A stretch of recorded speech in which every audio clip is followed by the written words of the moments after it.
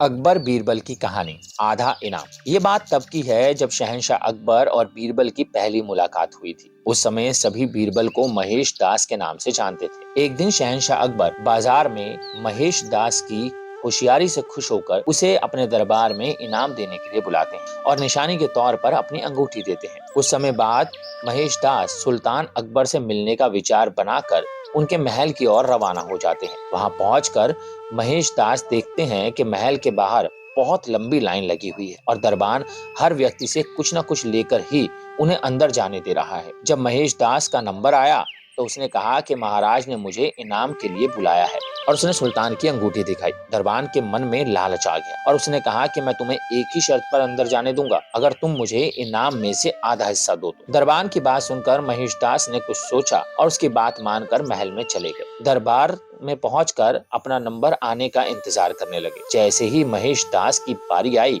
और वो सामने आए तो शहंशाह अकबर उन्हें देखते ही पहचान गए और दरबारियों के सामने उनकी खूब तारीफ की। बादशाह अकबर ने कहा कि बोलो महेश दास, इनाम में क्या चाहिए। तब महेश दास ने कहा कि महाराज, मैं जो कुछ भी मांगूंगा आप मुझे इनाम में देंगे। बादशाह अकबर ने कहा कि बिल्कुल, मांगो, क्या मांगते। तब महेश दास ने कहा कि महाराज, मुझे पीठ पर 100 कोड़े मारने का इनाम दे। महेश दास की ये बात सुनकर सभी को हैरानी हुई और बादशाह अकबर ने पूछा कि तुम ऐसा क्यों चाहते हो। तब महेश दास ने दरबान के साथ हुई पूरी घटना बताई और अंत में कहा कि मैंने वादा किया है कि इनाम का आधा हिस्सा मैं दरबान को दूंगा। तब अकबर ने गुस्से में आकर दरबान को 100 कोड़े लगवाए और महेश दास की होशियारी देखकर अपने दरबार में मुख्य सलाहकार के रूप में रख लिया। इसके बाद अकबर ने उनका नाम बदल कर महेश दास से बीरबल कर दिया। तब से लेकर आज तक अकबर और बीरबल के कई किस्से मशहूर हुए। तो दोस्तों, कैसी लगी आपको ये कहानी और ये कहानी हमें क्या सिखाती है? ये कहानी हमें सिखाती है कि हमें अपना काम ईमानदारी से और बिना किसी लालच के करना चाहिए। अगर आप कुछ पाने की उम्मीद से